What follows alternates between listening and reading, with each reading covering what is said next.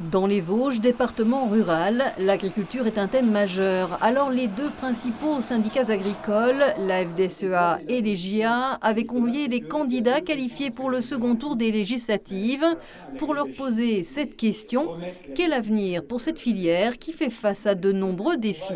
Nous sommes quand même aujourd'hui sur des revenus qui stagnent, une augmentation des charges, alors liée au contexte malheureusement on va dire de la guerre en Ukraine, mais pas que. La crise sur l'énergie était là avant la crise ukrainienne.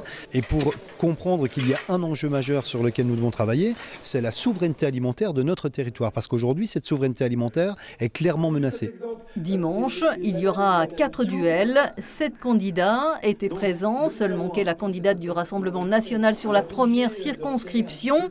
Les sujets ont porté sur la souveraineté alimentaire, les futures installations, la politique agricole commune ou la transition écologique. Ce reportage ne peut être exhaustif, alors nous leur avons demandé à tous comment ils comptaient défendre l'agriculture française vosgienne, avec en prime les singularités de leur territoire, comme sur la première circonscription. On n'a pas effectivement d'économie montagnarde, on a peut-être davantage de polyculture, avec à la fois de l'élevage, du lait, de la production de céréales.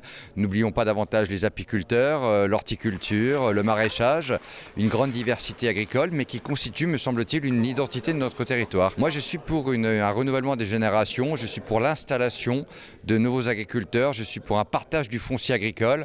La troisième circonscription, c'est avant tout une agriculture de montagne, mais les deux candidats n'ont pas les mêmes priorités pour la défendre.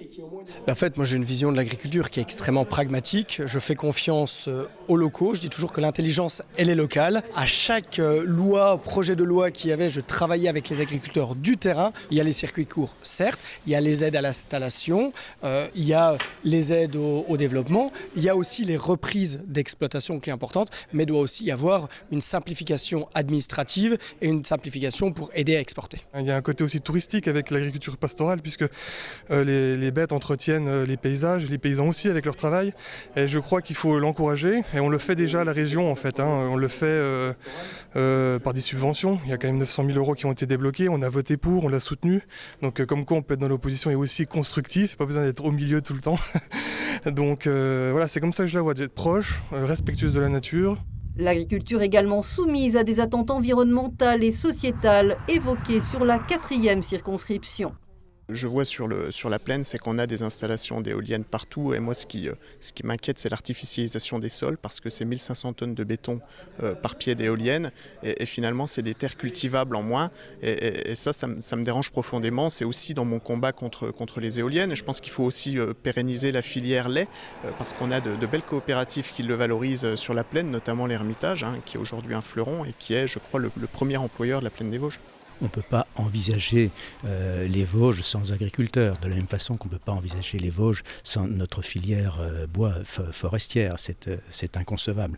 Donc il faut vraiment avoir en tête de remettre au cœur de cette politique la volonté de produire plus, et également de faire face et d'accompagner le changement climatique. On le voit bien avec la problématique de la sécheresse, ou du gel d'ailleurs, qui met à mal les revenus des agriculteurs. Enfin étaient présents pour ce grand oral les deux candidats en lice sur la 2e circonscription, David Valence pour la majorité présidentielle et Gaëtan Dussaucé pour le Rassemblement national, auquel nous consacrerons un reportage dans notre édition de jeudi.